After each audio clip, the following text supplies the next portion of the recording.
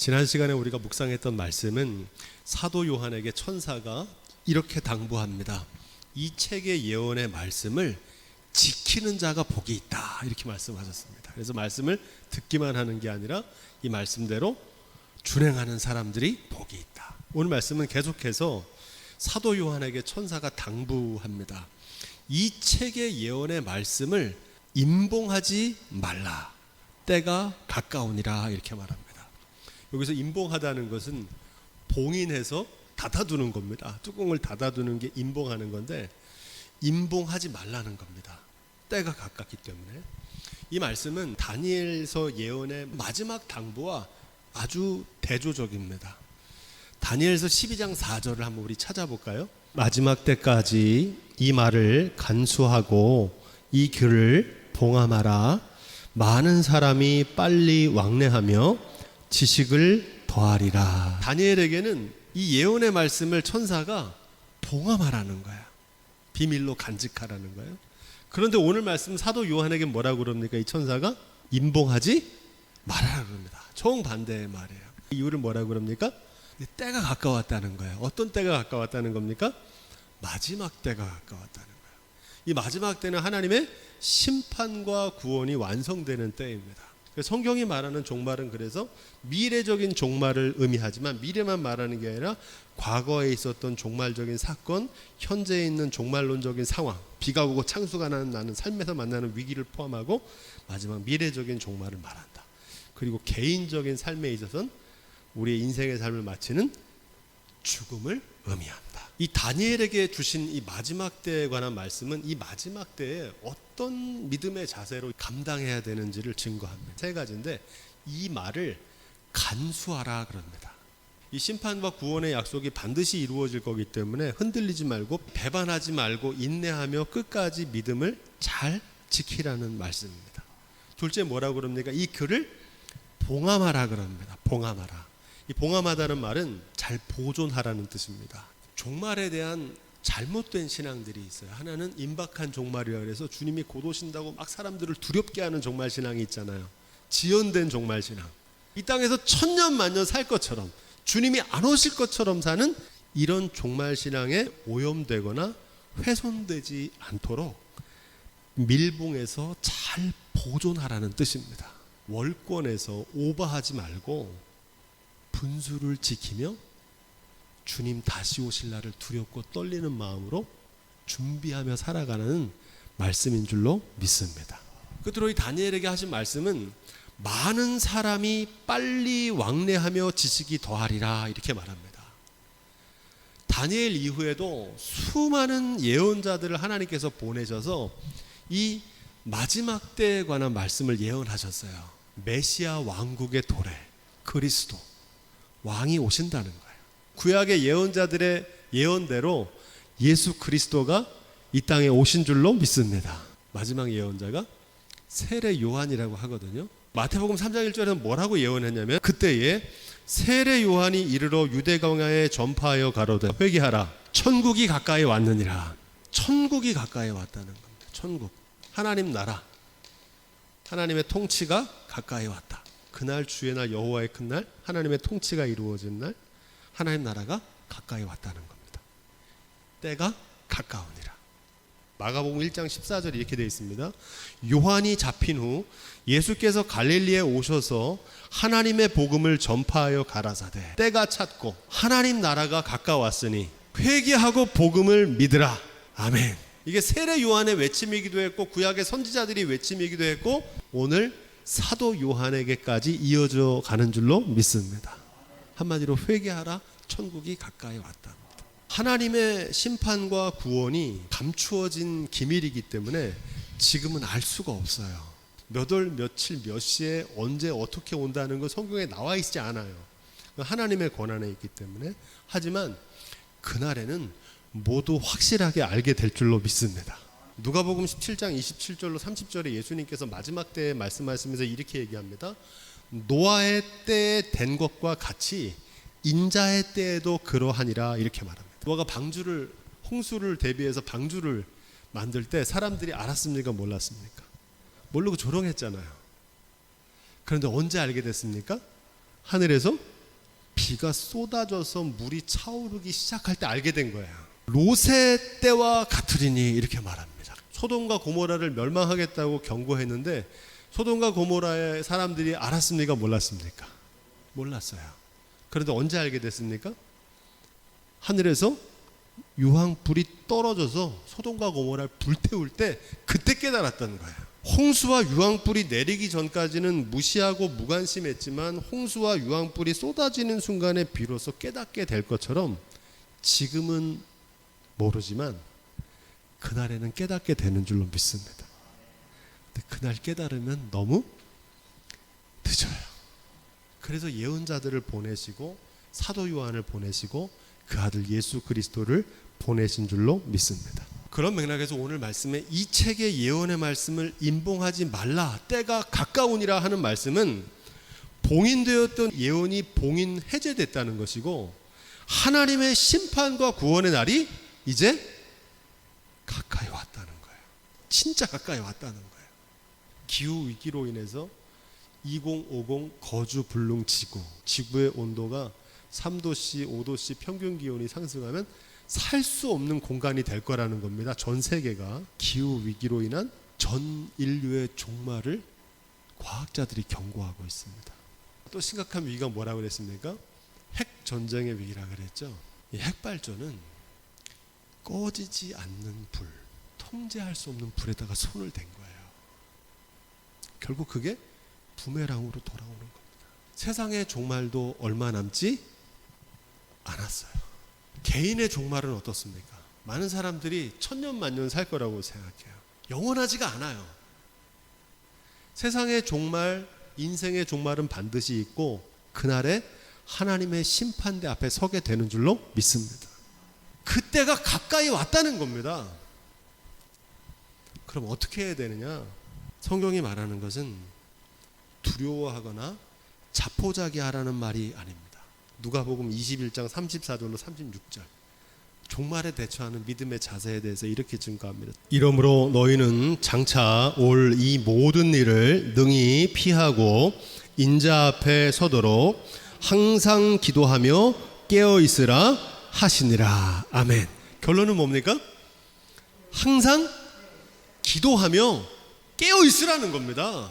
내일 주님이 오셔도 부끄럽지 않은 오늘의 삶을 살아갈 수 있는 지혜가 있기를 주님으로 축복드립니다. 성경은 그 지혜를 증거하고 있는 거예요. 베드로후서 3장 11절로 14절 이 모든 것이 이렇게 풀어지리니 너희가 어떠한 사람이 되어야 마땅하뇨? 거룩한 행실과 경건함으로 하나님의 날이 임하기를 바라보고 간절히 사모하라. 그날에 하늘이 불에 타서 풀어지고 체질이 뜨거운 불에 녹아지려니와 13절 그러므로 사랑하는 자들아 너희가 이것을 바라보나니 주 앞에서 점도 없고 흠도 없이 평강 가운데 나타나기를 힘쓰라. 아멘. 이 말씀도 무슨 뜻입니까?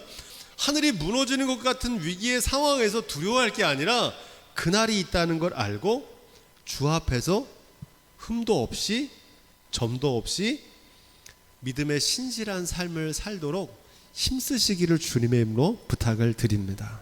요한계시록의 종말의 메시지는 첫째는 두려워하지 말라는 겁니다. 두려워하지 마라. 두 번째는 뭡니까? 깨어 있으라는 겁니다. 깨어 있다는 게 무슨 뜻이에요? 우리의 인생이 영원하지 않다는 걸 알고 사는 게 깨어 있는 겁니다. 시대를 분별하는 거예요. 그리고 뭐라고 얘기합니까? 인내하라 이렇게 얘기합니다. 의의 최후 승리를 믿으라. 이 지혜가 저와 여러분 가운데 있기를 주님의 부탁을 드립니다.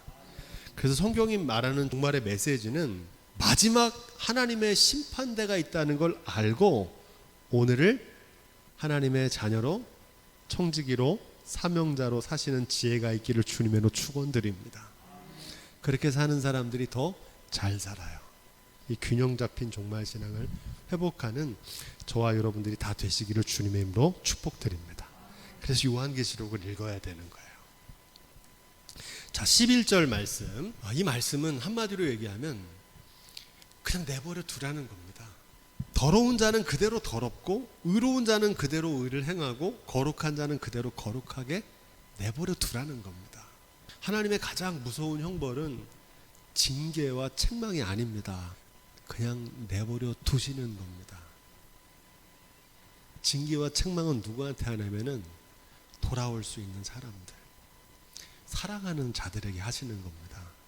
마태복음 13장 13절로 15절에 이런 말씀이 있어요. 그러므로 내가 저희에게 비유로 말하기를 저희가 보아도 보지 못하며 들어도 듣지 못하며 깨닫지 못함이라. 이 백성들이 마음이 완악해져서 그 귀는 듣기에 둔하고 눈은 감았으니 이는 눈으로 보고 귀로 듣고 마음으로 깨달아 돌이켜 내게 고침을 받을까 두려워함이니라. 이렇게 말합니다. 이게 무슨 뜻이냐면 내가 혹시 하나님의 말씀으로 은혜 받고 완전히 회심하면 어떡하지? 오늘은 은혜를 조금만 받아야겠다. 이렇게 완악하다는 겁니다. 무한하신 하나님의 사랑, 전능하신 하나님의 능력으로도 구제할 수 없는 구제불능의 사람들이 성경에 나옵니다. 예수님도 어떻게 할 수 없는 사람들이 성경에 등장합니다. 그들이 누굽니까? 스스로 의롭다고 여긴 바리새인과 서기관. 문둥병도 고쳐주셨는데 그들은 못 고쳤어요. 예수님께서. 왜 그렇습니까? 스스로 건강하다고 생각하니까 의원이 필요 없다 그러는 거예요. 스스로 깨끗하다고 생각하니까 씻질 않아요. 스스로 의인이고 완벽하다고 생각하니까 고침을 받을 수가 없는 거예요. 그 사람들은. 물이 이미 다 채워졌는데 여기에 어떻게 새물을 채웁니까? 마태복음 12장 31절로 32절은 이렇게 기록합니다. 그러므로 너희에게 이르노니 사람의 모든 죄와 회방은 사하심을 얻되 성령을 회방하는 것은 사하심을 얻지 못하겠고. 성령을 회방한다는 게 뭡니까? 성령은 회개의 영입니다. 성령이 임하면 우리가 회개하고 우리의 죄악을 뉘우치고 눈물이 터져나오고 내 삶이 돌이키는 회개의 역사가 성령으로 나타나는 줄로 믿습니다. 회개치 않는 죄는 용서받지 못한다는 겁니다. 날마다 주님 앞에서 우리의 죄를 회개하며 나아갈 수 있는 믿음이 있길 주님의 이름으로 축복드립니다. 12절 말씀.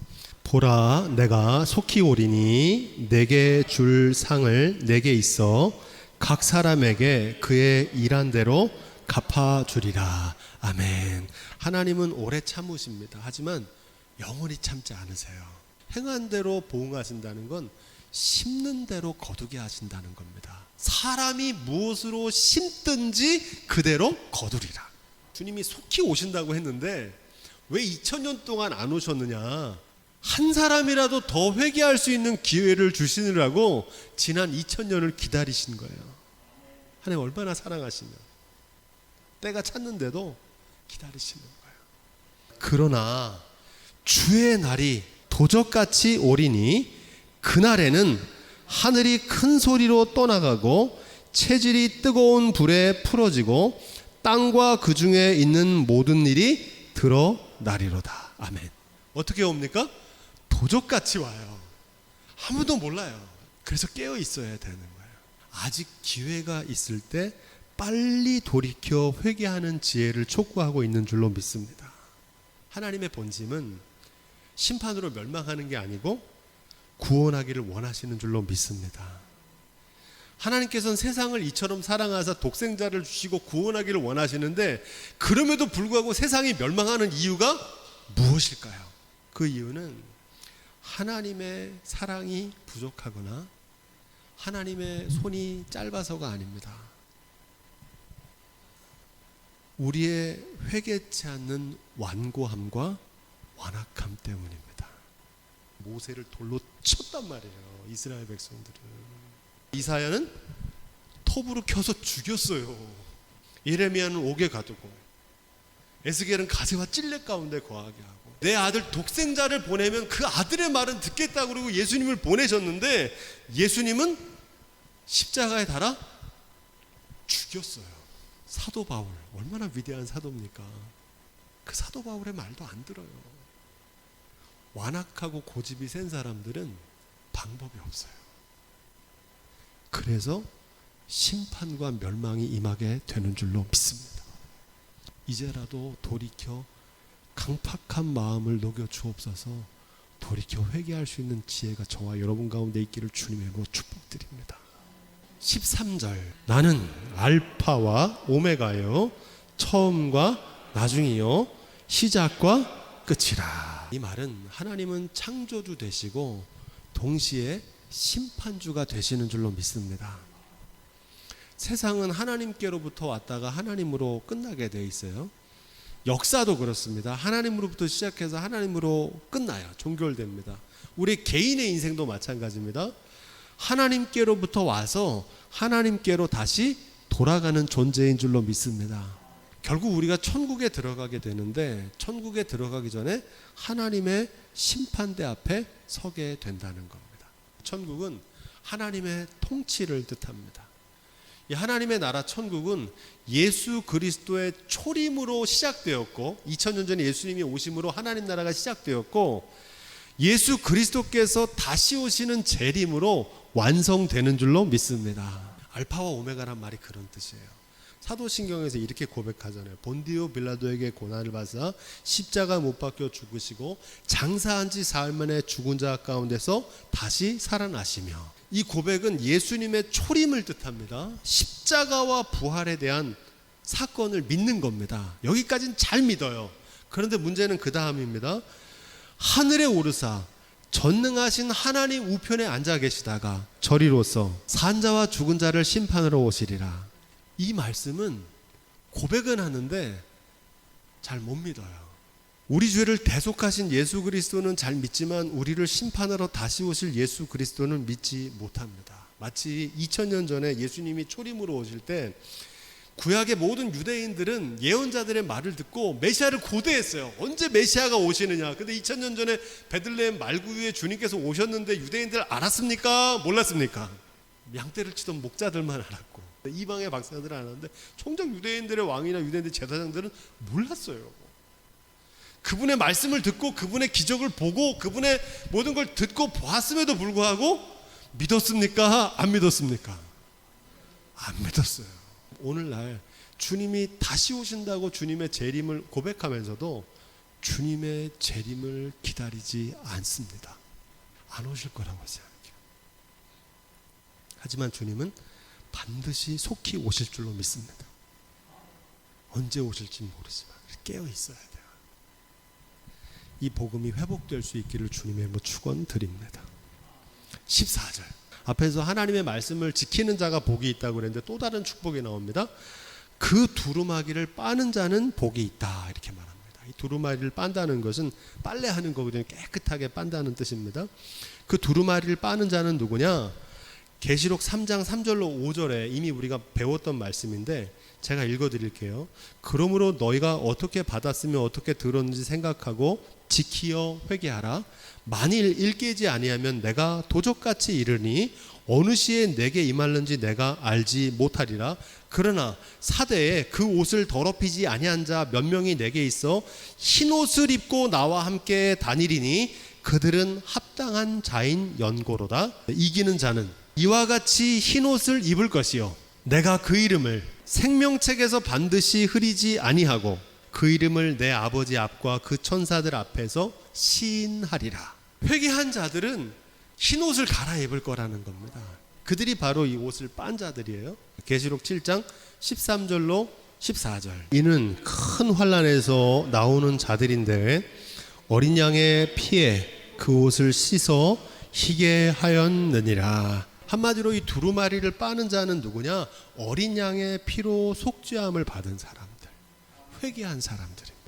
이기는 그에게는 내가 하나님 낙원에 있는 생명나무의 과실을 주어 먹게 하겠다고 말씀하십니다.